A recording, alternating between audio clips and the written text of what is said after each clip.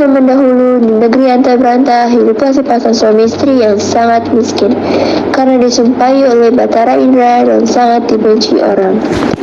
Setiap kali mereka mengemis di pasar dan di kampung, mereka dipukuli dan diusir hingga ke hutan.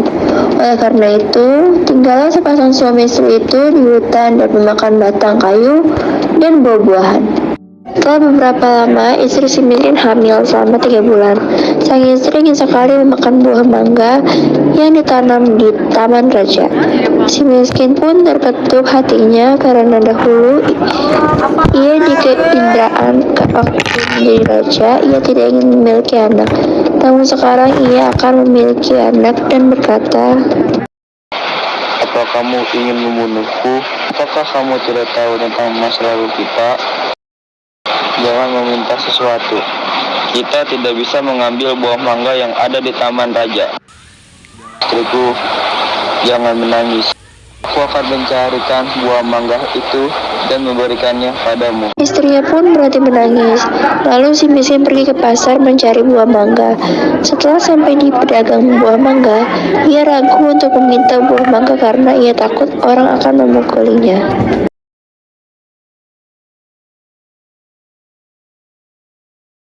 Hai miskin, apa yang kau inginkan?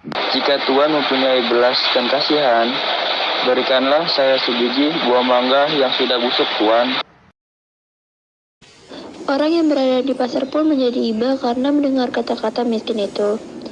Lalu, orang yang berada di pasar tersebut memberikan si miskin buah mangga, makanan, dan pakaian, serta buah-buahan lainnya. Si miskin pun heran karena biasanya ia diusir, dipukul, hingga dilempar kayu dan batu. Setelah ia berpikir seperti itu di dalam hatinya, ia pun pergi ke hutan dan menemui istrinya. Ini buah mangga, makanan, pakaian, dan beberapa buah-buahan. Kemudian istrinya menginjak-injak apa yang diperoleh si miskin tersebut sambil menceritakan apa yang terjadi.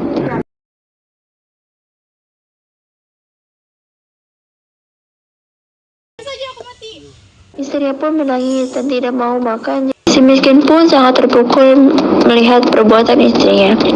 Kemudian ia pergi menghadap Maharaja Indradewa yang saat itu sedang mengadakan pertemuan raja. Tuanku, ampunilah hamba. Hamba datang ke sini ingin meminta buah mangga yang sudah jatuh ke tanah, Tuanku. Apa yang ingin kau lakukan dengan buah mangga itu? Dimakan, Tuanku. Tolong ambilkan setangkai buah mangga untuk si miskin itu. Kemudian diambilkanlah buah mangga tersebut untuk si miskin yang sedang sujud kepada baginda raja. Setelah itu si miskin pun berjalan pulang ke rumahnya.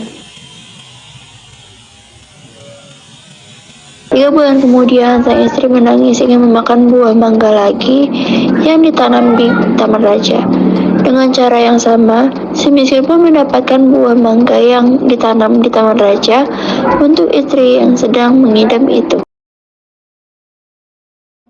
Pada waktu yang baik dan tepat, pada malam hari 14 bulan itu, bulan bersinar terang. Kemudian pada waktu itu juga, istri si miskin melahirkan seorang anak laki-laki yang sangat baik dalam penampilan dan tampak.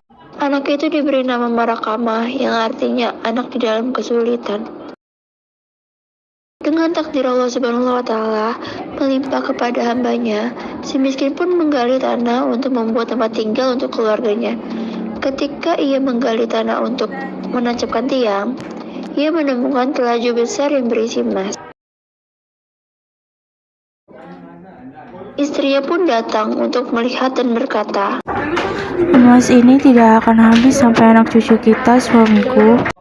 Ia pun menjadi kaya dan membeli barang-barang kebutuhan. Jika engkau sungguh-sungguh anak dewa yang ingin menerangkan wajah ayahanda ini, biarkan negeri di hutan ini menjadi negeri yang lengkap dengan. Terkabullah permintaan itu dan si miskin menjadi raja dan berganti nama menjadi Maharaja Indra Angkasa dan istrinya berganti nama menjadi Ratna Dewi dan negeri itu dinamakan Puspasari.